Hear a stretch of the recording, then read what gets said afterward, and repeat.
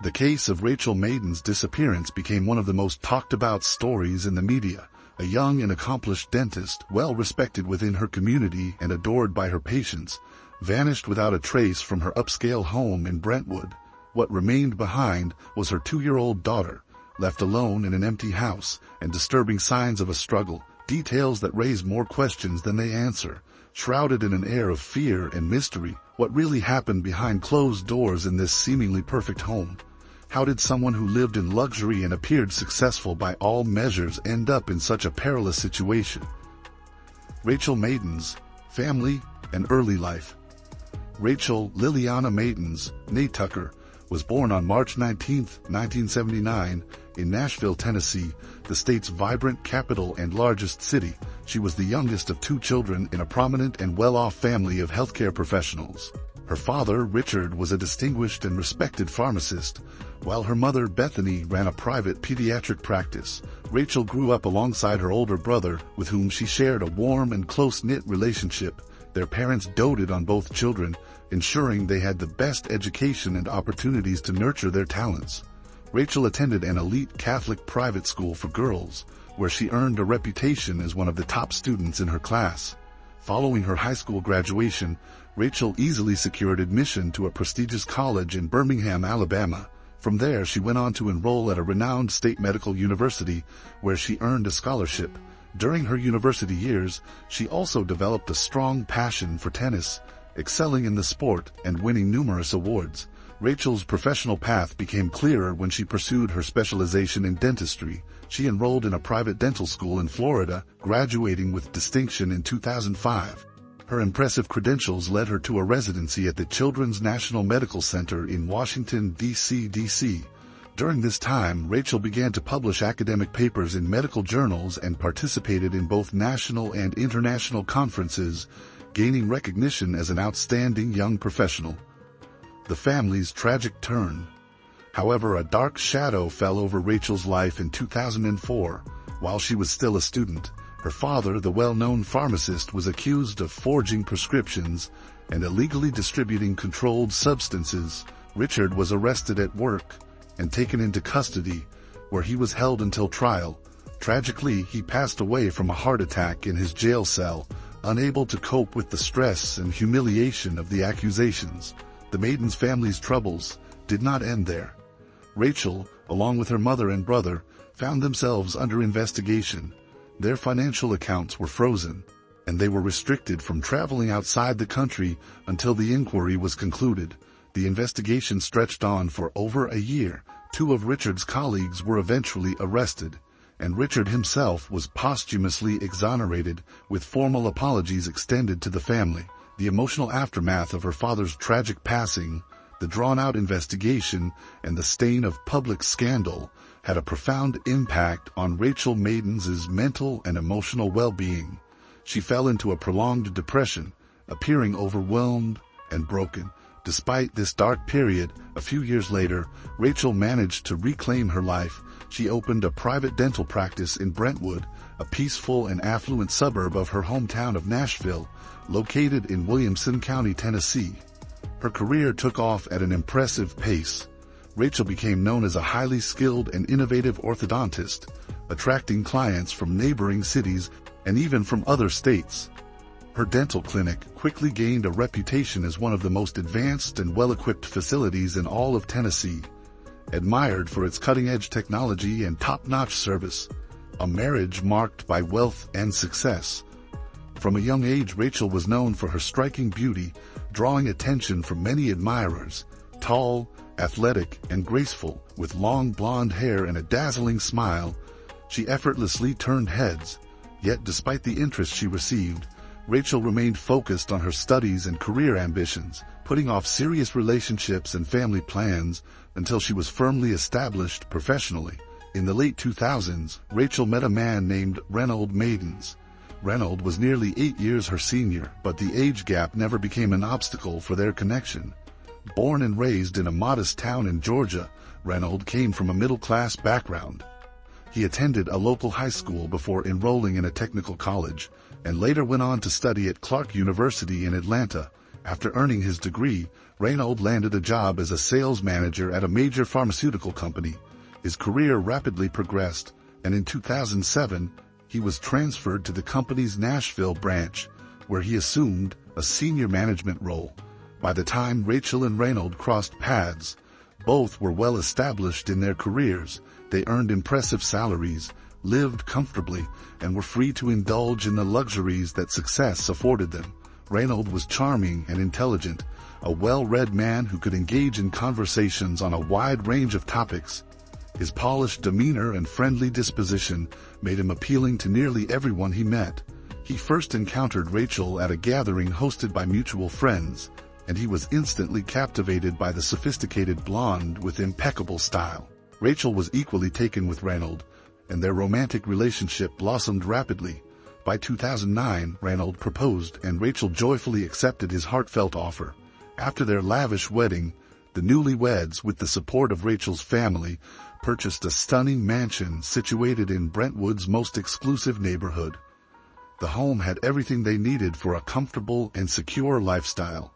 The surrounding area was filled with charming parks, pristine golf courses, and high-end bars and restaurants frequented by the affluent community. Just 15 minutes away by car was a bustling business district, home to the headquarters of several major corporations. Reynolds' office was located in one of those corporate buildings, while Rachel's private clinic stood nearby in a separate, state-of-the-art facility. Their luxurious home was nestled within the grounds of a prestigious private club, and the neighborhood itself was known as one of the safest and most desirable areas in the state. In late 2010, the couple welcomed their daughter Natalie.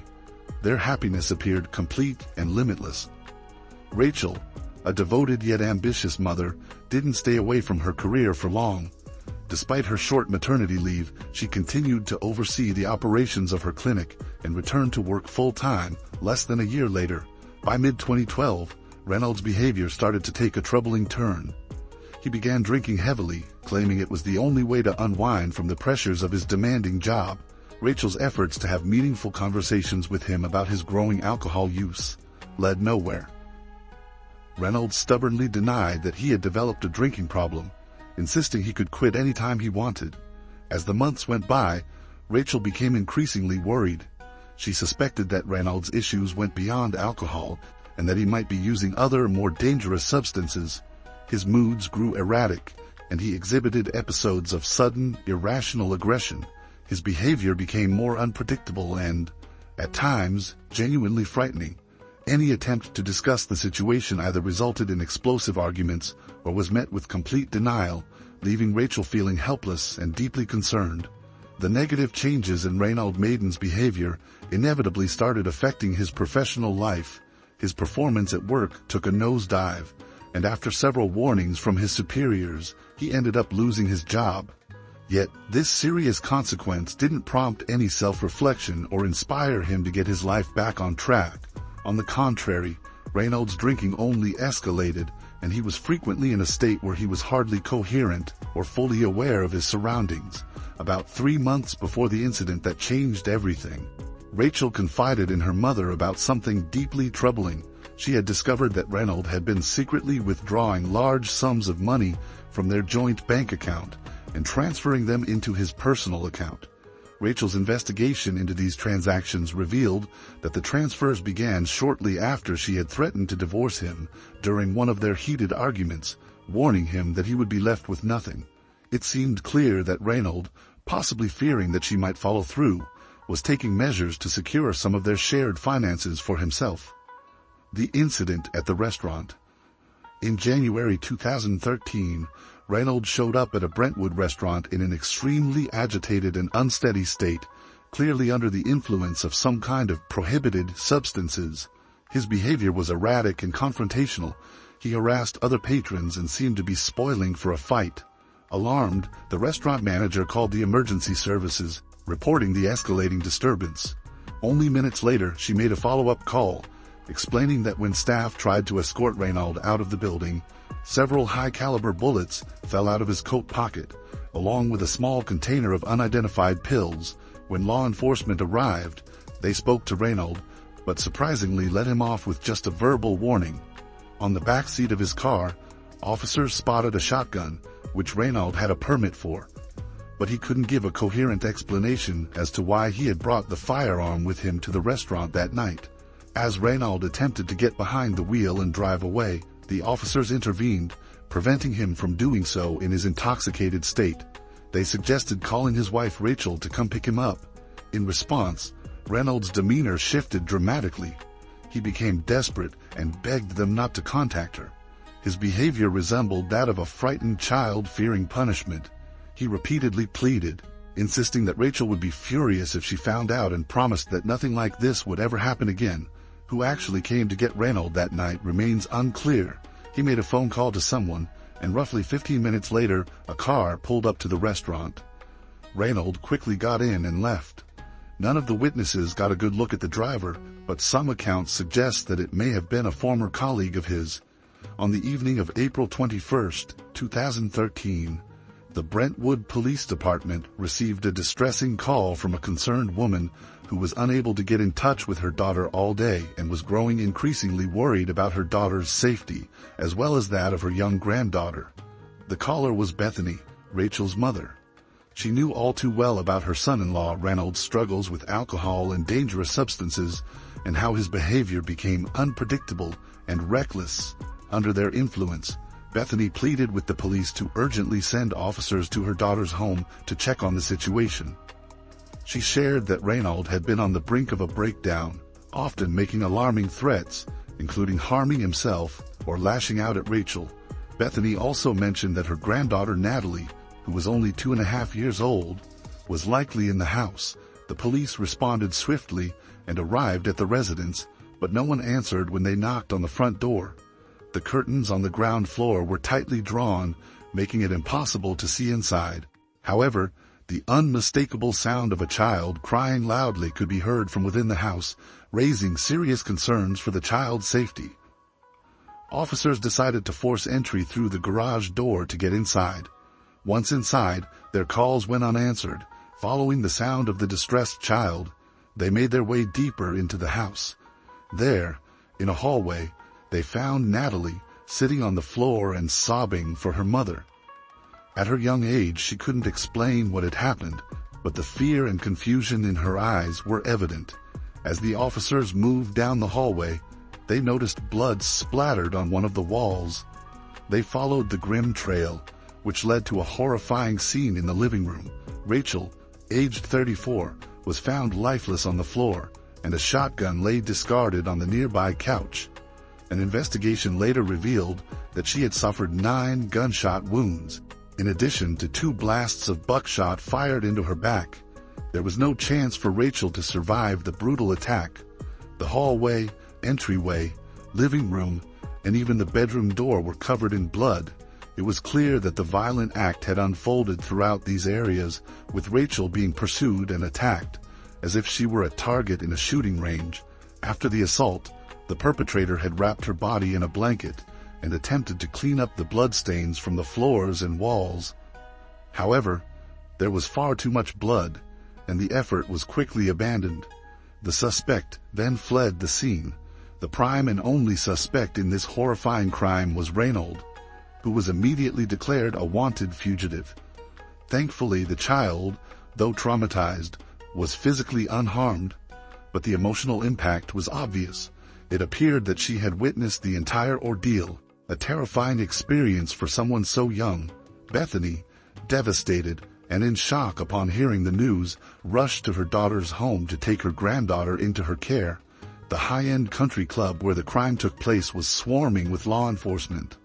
Officers canvassed the neighborhood, questioning residents in hopes that someone had seen something or could provide clues about the suspect's whereabouts. The search for Reynald was extensive, involving aerial support with helicopters, as authorities considered him extremely dangerous due to his unstable behavior. His photograph was broadcast during the evening news, along with a public plea for any information about his location. The community was also warned that he might still be armed. During a search of the house, investigators found a note, more accurately a full letter, written by the suspect. In the letter, he offered an apology to his young daughter, although he never explicitly mentioned what he had done. Reynolds also expressed his gratitude to his mother-in-law and Rachel's other family members, thanking them for their kindness and support over the years. He wrote about his love and appreciation for them, but then launched into a tirade about how his wife had made his life unbearable. He described how she allegedly belittled and pressured him, and how things had only gotten worse after he lost his job, reaching a breaking point he claimed he could no longer endure. Throughout the letter, Reynolds placed blame on Rachel, painting her as domineering from the start of their relationship and claiming she had systematically broken him down and controlled him. He justified his addiction to hard liquor and powerful substances as his only way to cope with the pressure. He insisted that his substance abuse and job loss were consequences of being trapped in a marriage with what he described as a tyrannical partner. His writing was erratic, at times disjointed, and he frequently repeated himself. But the overall message was a clear and desperate attempt to deflect responsibility.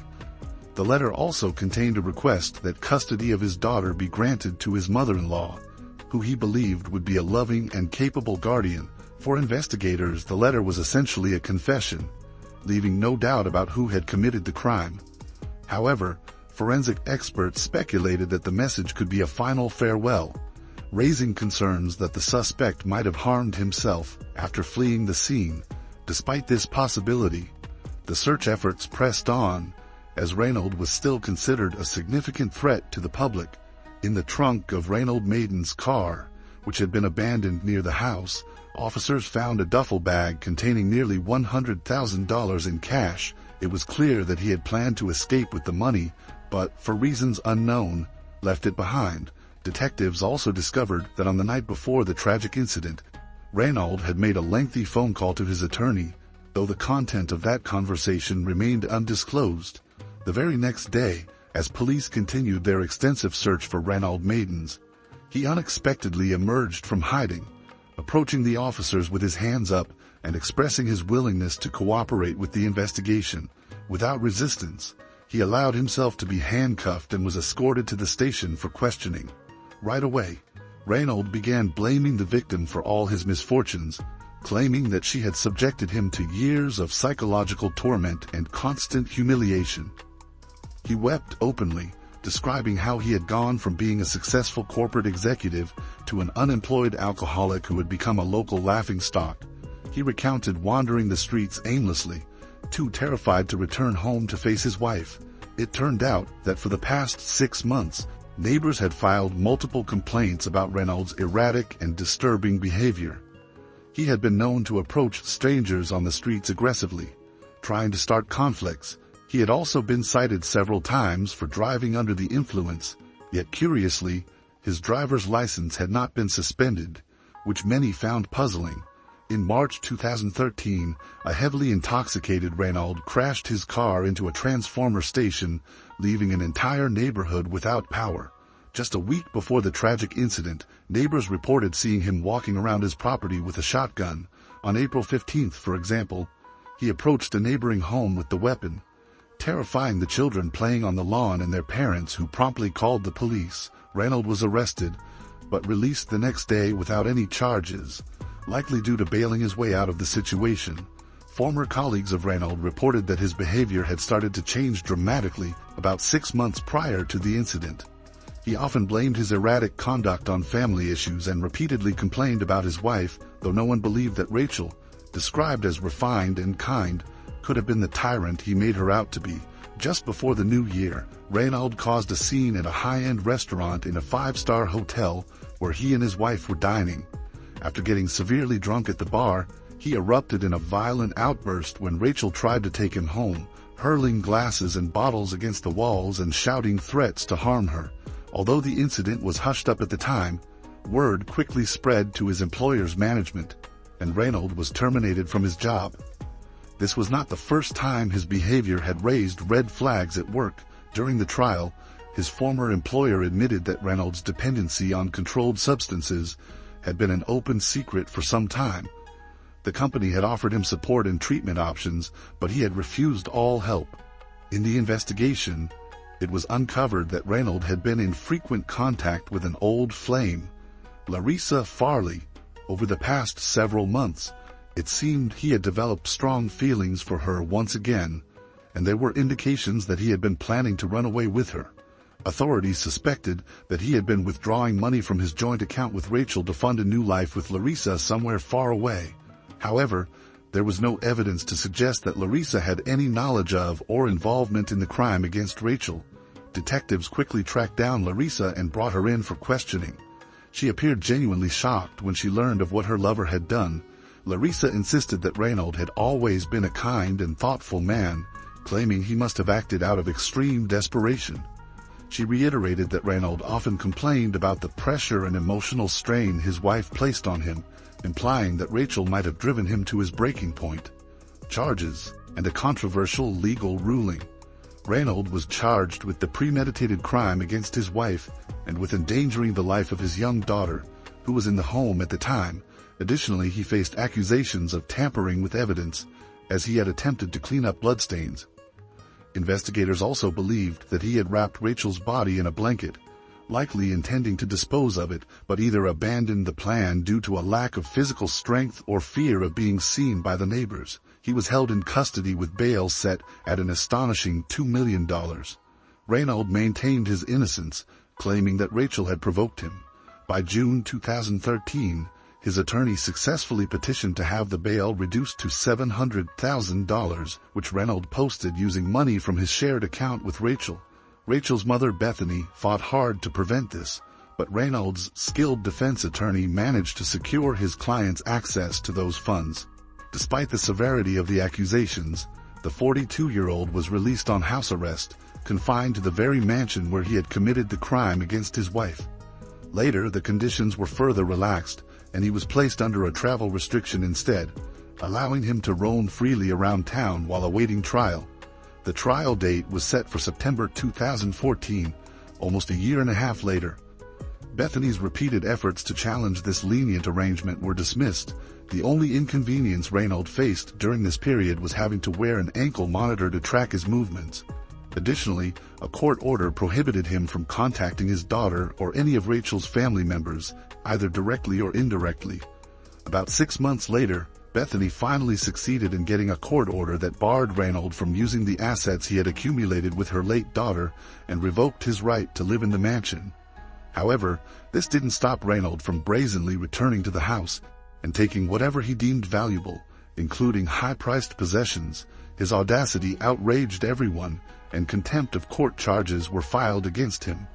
Yet, his defense attorney managed to have these charges dismissed, once again maneuvering Reynold out of trouble. Reynold seemed to slip through the cracks of the legal system repeatedly, using the funds he had effectively stolen from Rachel's personal and shared accounts to cover his mounting legal expenses. Despite Bethany and her family's efforts to recover or freeze the stolen money, they were unsuccessful. Reynold often appeared in court with a smug grin, reveling in the sense that he was untouchable. A dangerous individual, responsible for a brutal crime committed in front of a young child, was allowed to remain free. Witnesses repeatedly highlighted Reynold's history of substance abuse, noting how he became erratic, aggressive, and uncontrollable when under the influence. Yet each time, his attorney managed to convince the judges that Reynold posed no significant threat and should continue to have the freedom to walk the streets.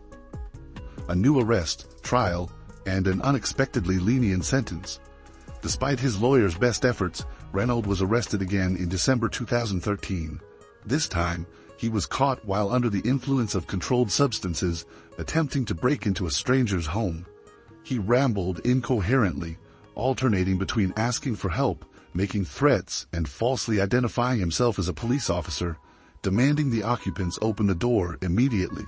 This incident was severe enough that his bail privileges were revoked, and he was held in custody until trial. Under Tennessee law, the collection of charges Reynold faced could have led to the death penalty, and for once, it seemed he might finally be held accountable.